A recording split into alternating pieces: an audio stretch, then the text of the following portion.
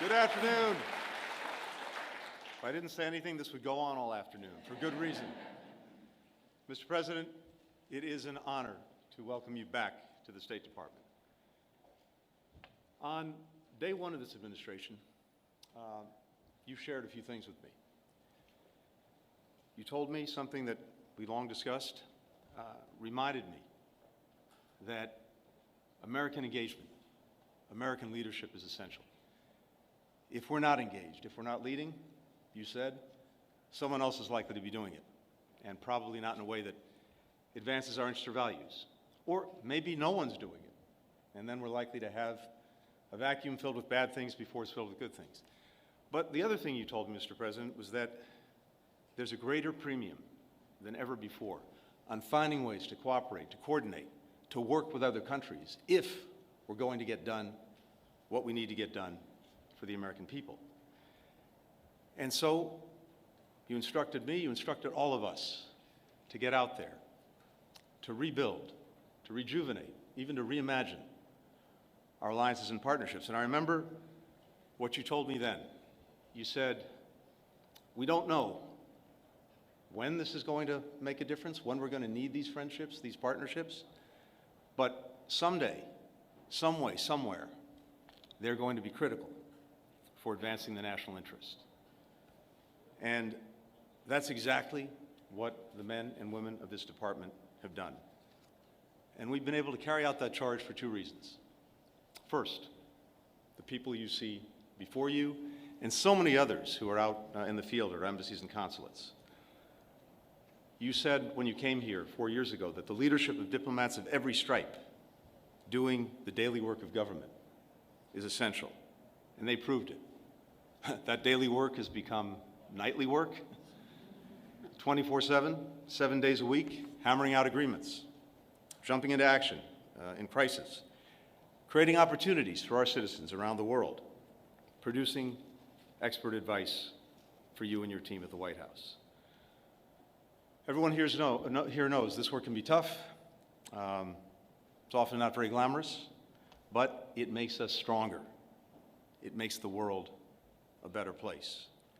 And we simply couldn't do it without the extraordinary men and women that you have before us, as well as our remarkable partners in government, starting with the great White House team led by Jake Sullivan, my friends and colleagues from across the administration, the Secretary of Defense, Samantha Power at USAID, the Secretary of the Treasury, Commerce, and so on. All of these partnerships that we built and built with their teams have made a difference. So to all of my colleagues, thank you. Thank you for your friendship. Thank you for your partnership. There's one other reason that we've been able to re-engage and rejuvenate our diplomacy. Mr. President, that's you. You have never wavered in the conviction that when America leads, when America engages, there is little we cannot accomplish, and that this country remains a force for good, a force for progress around the world. Your unshakable belief in the promise of America has inspired me for more than 20 years. It's inspired so many people in this department and around the world. Simply put, it's been the privilege of my lifetime to work for you, to work with you, to work with this extraordinary team that you've assembled. And it's the honor of a lifetime to be able to introduce, one more time, the 46th President of the United States, Joe Biden.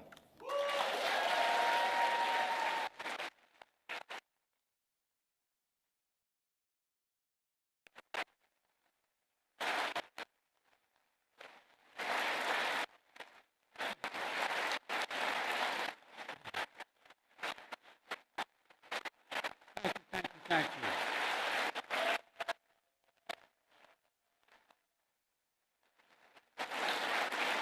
Thank you.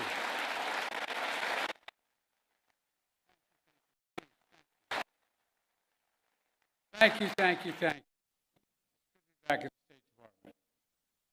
Tony, if I may start by saying this, you're one of the finest men I've ever known in any undertaking, for one important reason. You have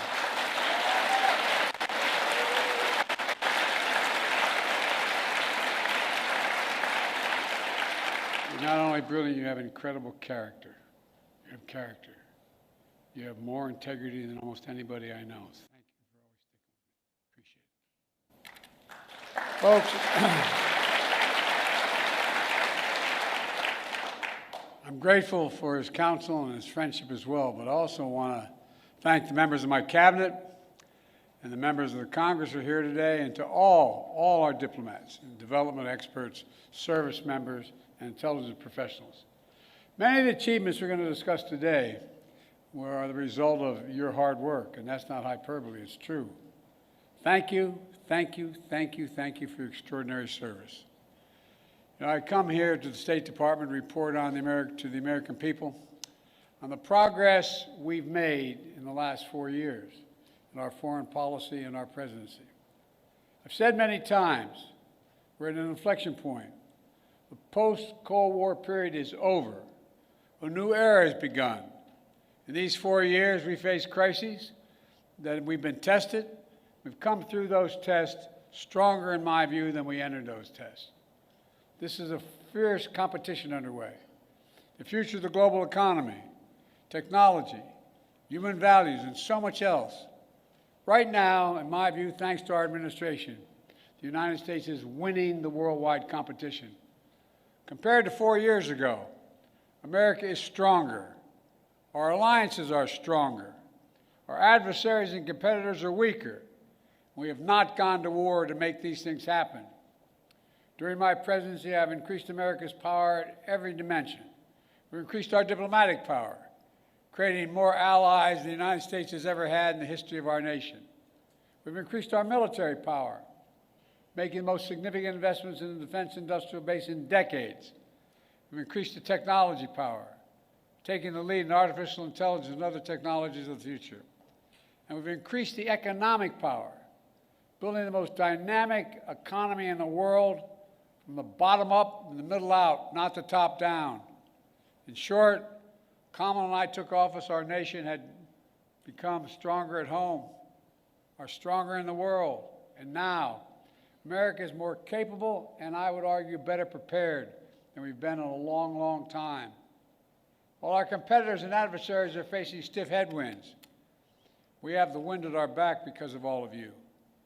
This is what we're heading into. And over the next administration, that's what we're handing it to. Today, I want to lay out what we've done, the opportunities we've created for America, and those opportunities going forward. Today, I can report to the American people our sources of national power are far stronger than they were when we took office. Our economy is booming, although there's more work to do. Our technologies, from artificial intelligence to biotech, quantum, and to advanced semiconductors, they're the envy of the world. And we have made the most significant investments in America and the American workers since the New Deal. To rebuild our roads and bridges, our ports and airports, clean water systems, affordable high-speed internet, and so much more. To build American manufacturing, to make advanced semiconductors, which we invented here at home. We made the largest investment in climate and clean energy ever anywhere on Earth in the history of the world, spurring nearly $500 billion in private sector investment. We've also significantly strengthened the defense industrial base, investing almost $1.3 trillion in procurement and research and development. In real dollars, that's more than America did in any 4-year period during the Cold War. This is going to ensure that we're fully equipped to fight and win wars, which is also the best way to deter wars in the first place. Today, I can report to the American people our alliances are stronger than they've been in decades. NATO is more capable than it's ever been, and many more of our allies are paying their fair share. Before I took office, 9 NATO allies were spending 2% of their GDP on defense. Now, 23 are spending 2%. And look at the Indo-Pacific. We've made partnerships stronger and created new partnerships to challenge China's aggressive behavior and to rebalance power in the region. We did it, what few thought was possible, to build the first ever trilateral partnership between the United States, Japan, and South Korea. Then another among the United States, Japan, and the Philippines, drawing closer our Pacific allies to defend our shared security and prosperity.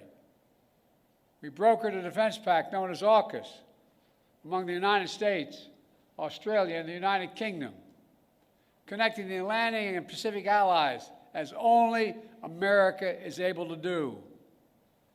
And we've taken the Quad to the next level. The United States, Japan, Australia, and India. When we had that first meeting, I was dumbfounded when they all called and said, "Can we do this at your house?" I think I'm kidding. My wife said, "No problem."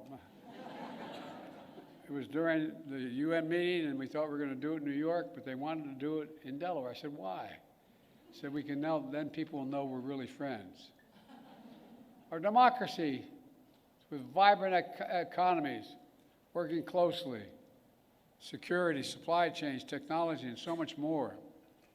In the Red Sea, we brought together more than 20 countries to protect civilian ships from attack by the Houthis, defending freedom of navigation in one of the world's busiest waterways. And we have strengthened partnerships all across the Americas, defending democracy, targeting corruption, addressing migration, increasing prosperity, and protecting Amazon rainforest, which captures billions of tons of carbon from the atmosphere every year. Overall, we've reinvigorated people's faith in the United States as a true partner. Today, I can report to the American people, our adversaries are weaker than we were when we came into this job 4 years ago. Just consider Russia. When Putin invaded Ukraine, he thought he'd conquer Kyiv in a matter of days. But the truth is, since that war began, I'm the only one that stood in the center of Kyiv, not him. Putin never has. Think about it.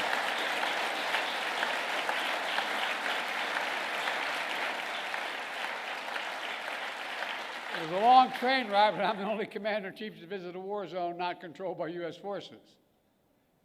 We helped Ukrainians stop Putin. And now, nearly three years later, Putin has failed to achieve any of his strategic objectives. He has failed thus far to subjugate Ukraine, failed to break the unity of NATO, and failed to make large territorial gains. But there's more to do. We can't walk away. We rallied 50 nations to stand with Ukraine, not just in Europe, but for the first time in Asia as well. Because those countries in Asia know what happens in Ukraine matters to them as well. We delivered air interceptors, massive numbers of munitions, enacted relentless, unprecedented sanctions to keep Ukraine in the fight. And now Russia is struggling to replace what they are losing on the battlefield and in terms of military equipment and fighters. And the ruble is under enormous pressure. As I saw it, when Putin launched his invasion, I had two jobs. One, to rally the world to defend Ukraine, and the other is to avoid war between two nuclear powers. We did both those things. Today, Ukraine is still a free, independent country with the potential for a bright future. And we laid the foundation for the next administration so they can protect the bright future of the Ukrainian people. And now, look at Iran. Did you ever think we'd be where we are with Iran at this moment? After those despicable attacks by Hamas on October the 7th, Iran directly attacked Israel twice with hundreds of ballistic missiles and drones. And twice they failed because the United States organized a coalition of countries to stop them and ordered U.S. aircraft to come to the defense of Israel. Now, Iran's air defenses are in shambles. Their main proxy, Hezbollah, is badly wounded. And as we tested Iran's willingness to revive the nuclear deal, we kept the pressure with sanctions. Now Iran's economy is in desperate straits. All told, Iran is weaker than it's been in decades. And if you want more evidence that it was seriously weakened Iran and Russia, just take a look at Syria. President Assad was both countries' closest ally in the Middle East. Neither could keep him in power. Quite frankly, neither really tried very hard. Now, I cannot claim credit for every factor that led to Iran and Russia growing weaker in the past 4 years. They did plenty of damage all by themselves. But Israel did plenty of damage to Iran and its proxies. But there's no question, our actions contributed significantly. And now major authoritarian states are aligning more closely with one another. Iran, Russia, China, North Korea. But that's more out of weakness than out of strength. So as the new administration begins, the United States is in a fundamentally stronger position with respect to these countries than we were 4 years ago.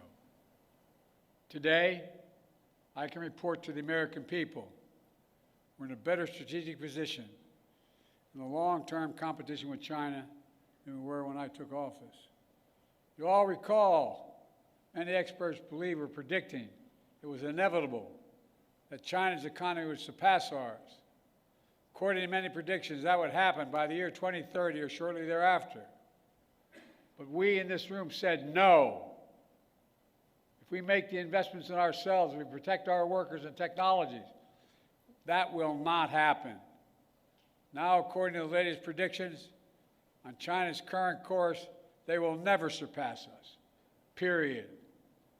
I met one-on-one with President Xi in consequential summits. He and I have always been direct and straightforward with each other. I made it clear we expect China and everyone to abide by the international rules. And so we stood up against unfair trade practices, taking action when China dumped subsidized goods, incredibly subsidized, on our markets to undercut our workers.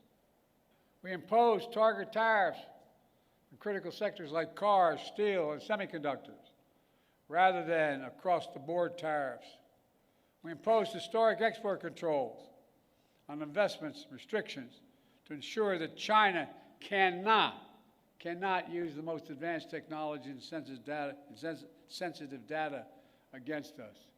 And critically, we enlisted our allies and partners to join us, building more convergence among our allies on a shared approach to China than ever existed, and showing that it's more effective to deal with China alongside of partners rather than going it alone. But even while we compete vigorously, we've managed our relationship with China responsibly, so it's never tipped over into conflict. We've created lines of communication between President Xi and myself, and between the leaders of our militaries, to avoid misunderstanding. We found ways to work with each other, to address climate change, to reduce the flow of fentanyl in the United States, which, by the way, overdose deaths are coming down across our nation. And in my administration, we've seized more fentanyl at our border in 2 years than the previous 5 years combined. Today, I can also report to the American people, we're the first president in decades who's not leaving a war in Afghanistan to his successor. But we've got bin Laden during the Obama-Biden administration. The primary objective of war had been accomplished. And I believe that going forward, the primary threat of al-Qaeda would no longer be emanating from Afghanistan, but from elsewhere. And so, we not need to station a sizable number of American forces in Afghanistan. So when I took office, I had a choice. Ultimately, I saw no reason to keep thousands of servicemen in Afghanistan. I think I have my schedule with me, and I keep on my, I don't have, but I keep on the back of my card the actual number of dead and wounded that occurred in our longest war, to remind myself. Keep spending hundreds of millions of dollars a day. We're no longer doing that. In my view, it was time to end the war and bring our troops home, and we did. I commend the courage of all those who served in Afghanistan. We grieve all 2,461 Americans who made the ultimate sacrifice in the longest war in American history. And I grieve those brave service members whose lives were lost during the withdrawal. We also thank those inside and outside of government who have done so much to help thousands of Afghan families resettle in the United States. Remember, critics said if we ended the war, it would damage our alliances and create threats to our homeland from foreign directed terrorism out of a safe haven in Afghanistan. Neither has occurred. Neither has occurred. And our alliance has stayed strong. We've used our over-the-horizon capabilities to strike in Afghanistan and elsewhere when we had to. For instance, eliminating Zawahiri, the leader of al-Qaeda, who helped orchestrate the September 11th attacks. And we did it without putting more American boots on the ground. And by ending the war, we've been able to focus our energy and resources on more urgent challenges. There is nothing, and I can tell you from my conversations with both Xi and Putin, nothing our adversaries and competitors like Russia and China would have liked more than seeing us to continue to be tied down in Afghanistan for another decade. For all those reasons, ending the war was the right thing to do, and I believe history will reflect that. And from the moment I entered office, I also worked to free as many Americans as possible being held hostage or wrongfully detained overseas. We brought home more than 75 Americans by last count. In some cases, it took months, even years of effort, like the prisoner swap with Russia over the past summer. A feat of diplomacy involving many of you and involving multiple countries who joined complex negotiations at our request. Another example of the power of our alliances. We did not have these relationships, those women and women would likely still be in prison. And finally, I can report to the American people that we restored our leadership in a range of other generational priorities. When I took office, we were no longer part of the International Climate Agreement. We announced on day one that we would join the Paris Accord, rejoin. And we've led by example. We've conserved hundreds of millions of acres of land and water, more than any president in American history, making investments in clean energy and convincing other nations to join us. Thanks to our efforts, the world has reached the goal of investing $100 billion every year in public and private funds to reduce greenhouse emissions, to drive down the cost of clean energy, to help developing nations adapt to climate change. Our administration has launched a transformative initiative to build high-impact infrastructure in developing nations. It's called PGI. You all know that better than anyone. This is our alternative to what China offers with its massive projects across Africa and beyond. But their approach features no workers' rights, no environmental protections, unmanageable debt, shoddy construction, all in exchange for military access to ports and other exploitative purposes. By contrast, we've leveraged $600 billion and unleashed the private sector to build an infrastructure in order to grow economies and combat climate change. As an example, I was recently in Angola to see a major project being built with the help of American public funding, which brought in even more private investment. We're building the first ever transcontinental railroad across Africa. It will significantly improve the economies of the region, will help farmers transport crops in new global markets, will transport critical minerals that are needed for electric vehicles and semiconductors. China used to control the supply chains in these materials, but not for long. Now, make no mistake, there are serious challenges the United States must continue to deal with. In Ukraine, in the Middle East, in the Indo-Pacific, must keep the pressure on the Houthis, who are attacking ships in the Red Sea, launching missiles at Israel, and firing at American forces. Must deter North Korea as they rattle their saber and draw closer to Russia. And new challenges will certainly emerge in the months and years ahead. But even so, it's clear my administration is leaving the next administration with a very strong hand to play.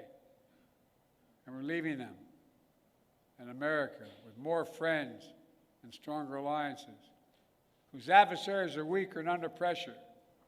An America that once again is leading, uniting countries, setting the agenda, bringing others together behind our plans and visions.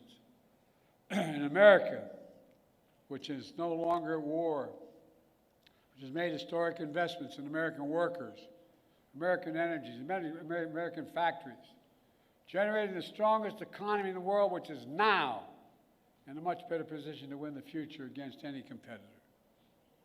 These wins are not partisan. They're American. They benefit all Americans and reflect America's endless capacity for leadership and reinvention. Look, folks, the United States should take full advantage of our diplomatic and geopolitical opportunities we've created to keep bringing countries together to deal with challenges posed by China, to make sure Putin's war ends in a just and lasting peace for Ukraine, and to capitalize on a new moment for a more stable, integrated Middle East.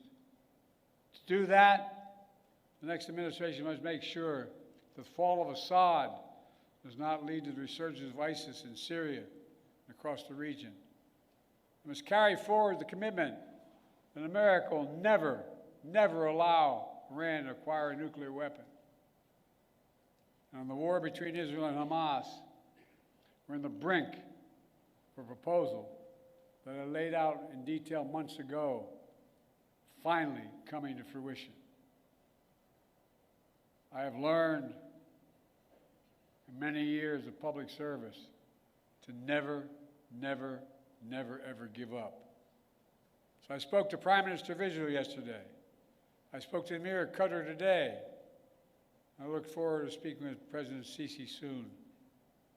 We're pressing hard to close this.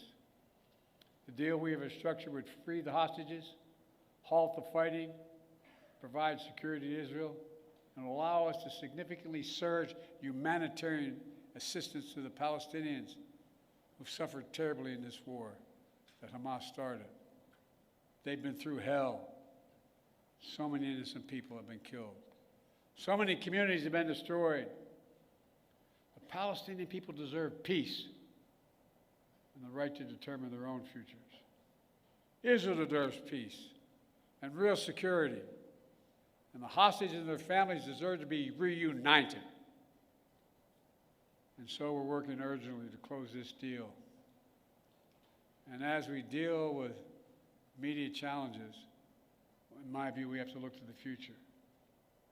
I urge the next administration to carry forward two issues that have been central to my presidency and which shape the future, in my view. On artificial intelligence, we are in the lead, and we must stay in the lead.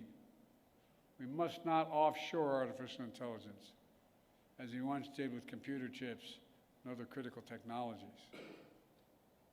AI has the power to reshape economies, governments, national security, entire societies. And it must be the United States and our closest allies that lead the way to ensure people's rights are respected, their safety is protected, and their data is secure. And likewise, clean energy transition will race ahead in years to come. I know, and some incoming administration, some in the incoming administration, are skeptical about the need for clean energy. They don't even believe climate change is real. I think they come from a different century. They're wrong. They are dead wrong. It's the single greatest existential threat to humanity. And the clean energy transition is already happening. China is trying to dominate the clean energy, manufacturing, critical materials, supply chains. They want to capture the market of the future and create new dependencies.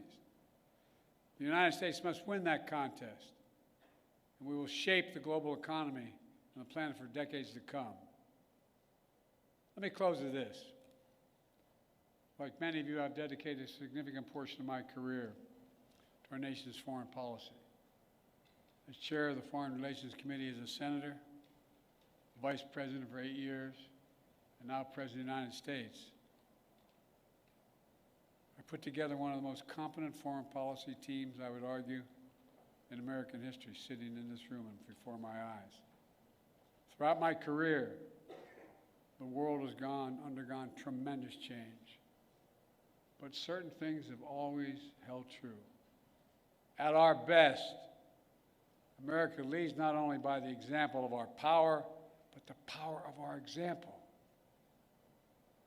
In the past 4 years, we've used that power, not to go it alone, but instead to bring countries together, to increase shared security and prosperity, to stand up to aggression, and to solve problems through diplomacy wherever possible, and to relentlessly defend democracy, civil rights, and human rights.